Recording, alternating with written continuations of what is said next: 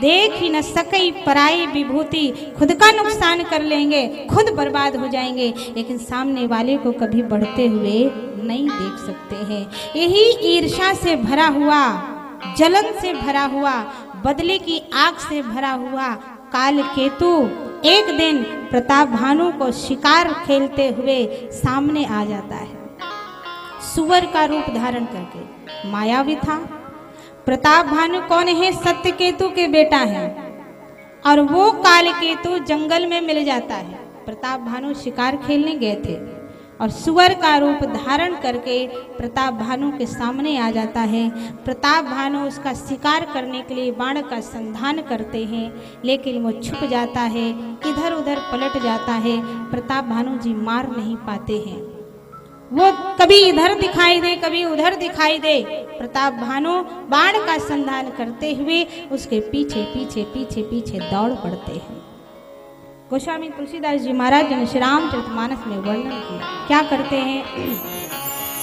कहते तक तक तीर मही से चलावा, तक तक तीर मही से चलावा, तक तक तीर मही से चलावा, तक तक तीर मही से चलावा, तक तक तीर मही से चलावा, तक तक तीर मही से चलावा, छल कर सुवर शरीर बचावा, चल कर सुअर शरीर बचावा, छल कर सुवर शरीर बचावा, चल कर सुअर शरीर बचावा।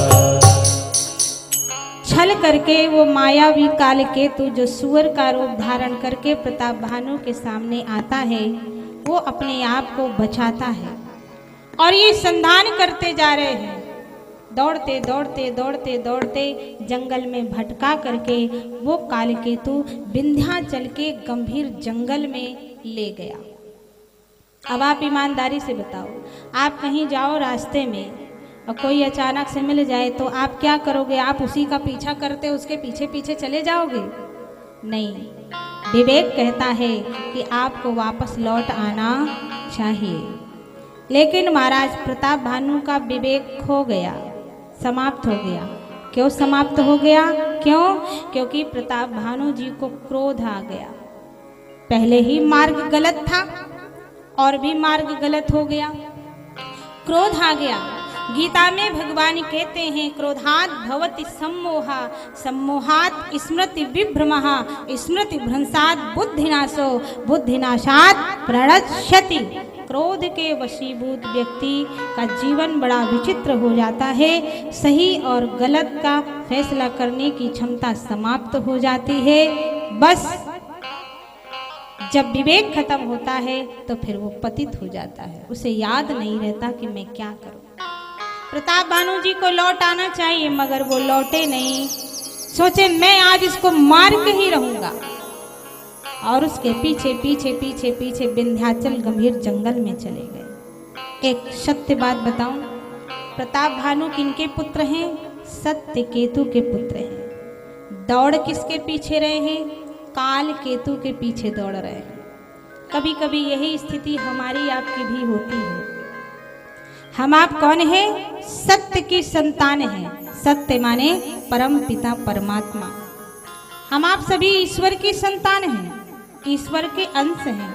ईश्वर अंश जीव अविनाशी। आप कहोगे ईश्वर के अंश कैसे हैं? ईश्वर है ही नहीं, केवल मनुष्य हैं। बहुत सारे मेरे पढ़े लिखे भाई बहन लोग थोड़ा सा पढ़ लिया तो कहते हैं कौन भगवान, कहाँ के भगवान, भगवान है ही नहीं। हम भी पढ़े लिखे ही हैं, ऐसा नहीं है। लेकिन ये मत सोचिएगा कि भगवान नहीं है, भगवान है और हम उन्हीं की संतान हैं। कैसे हैं समझिएगा। एक बात बता के मैं थोड़ा सा आगे बढ़ूंगी, फिर वाणी को विराम की तरफ ले जाऊंगी। जैसे आप बैठे हैं ऐसे ही थोड़ा बैठे रहिएगा। बोलिए भक्तवत्सल भगवान की जय हो। ईश्वर हैं, हम ईश्वर की संतान हैं, ये कैसे पता चलेगा? तो कुछ सवालों से पता चलेगा। जब कोई चीज़ समझ ना आए तो खुद से प्रश्न करो, सवाल करो, उत्तर अपने आप मिल जाएगा। मैं आपसे पूछूं, आप अपने पिताजी को जानते हो?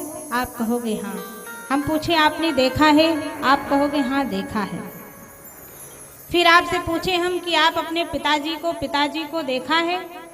आप कहोगे हाँ देखा है, जानते हैं, बड़े आसानी से कह दोगे।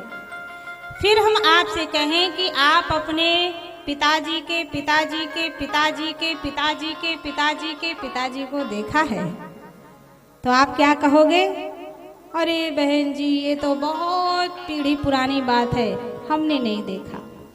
किसी के यहाँ फोटो होगी, किसी की फोटो होगी। आप कहोगे हकीकत में तो नहीं देखा, फोटो में देखा है।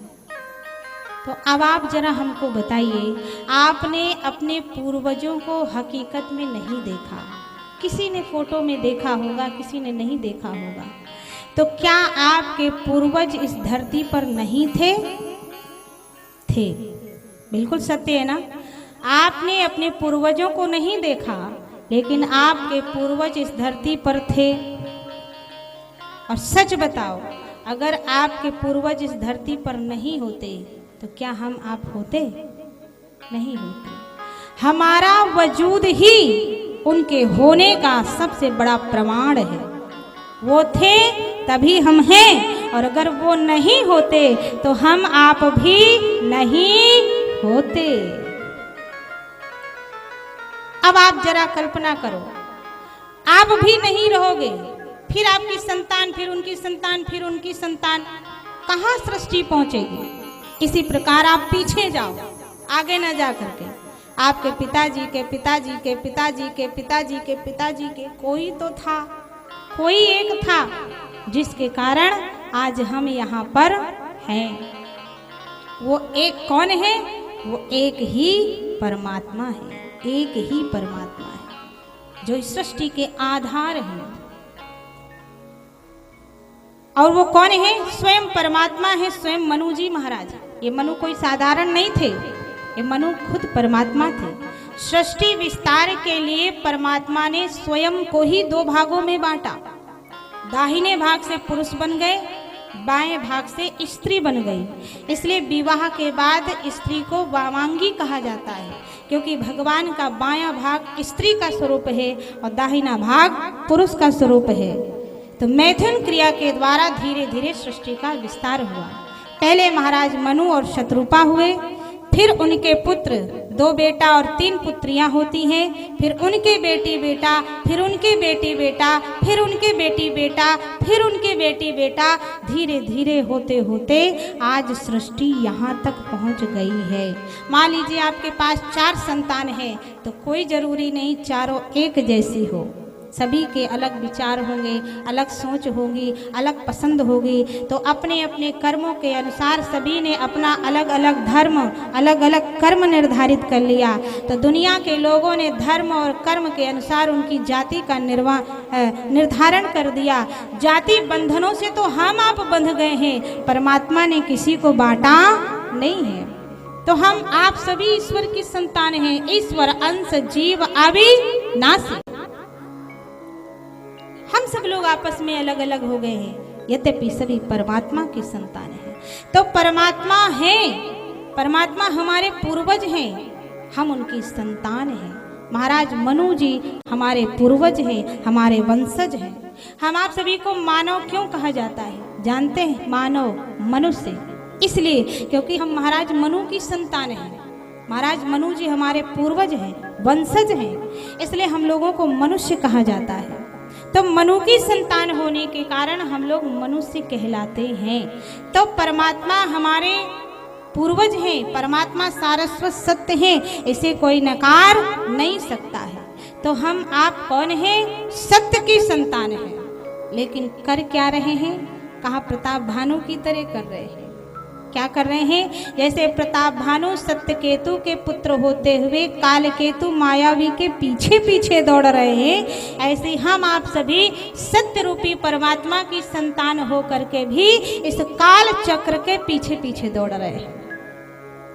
जैसा काल नचाता है हम नाचते हैं, जिधर काल बुलाता है हम चल देते हैं, जैसा वो हमको घुमाना चाहता है हम वैसा घूमते हैं। ऐसा होना नहीं चाहिए। यदि काल के वशीभूत होकर के आप उनके इशारों पे नाचोगे तो आपको पतित होने से कोई नहीं बचा सकता है। और यदि आप काल का पीछा छोड़ दीजिए, वापस लौट आइए और भगवान की शरणागति स्वीकार कर लीजिए तो फिर आपका पतन नहीं हो सकता है, आपका उत्थान हो जाएगा, भगवान की कृपा हो जाएगी। यही तो गलती प्रताप भानु ने कर लिया। जीवन हमारा आपका अनमोल है, हम किधर जाएं फैसला हमारे आपके हाथ में है। किसी और तेरी मंजिल किसी और जा रहा है, अनमोल तेरा जीवन यूं ही गवा रहा है। यही चीज आज क्या कर रहे हैं प्रताप भानु, किस और तेरी मंजिल, लौट करके महल में आना चाहिए, लेकिन महल में ना आ करके कालकेतु के पीछे पीछे दौड़ते चले गए। विंध्याचल के गंभीर जंगल में पहुंच गए, वो एक गुफा में घुस गया और ये भटक गए, परेशान हो गए। अंत तो गत्वा इस तरह एक जाल में फंस गए, एक चक्र में फंस गए कि उस चक्र में षड्यंत्र के जाल में फंस करके श्राप को अंगीकार कर लिया, श्राप मिल गया।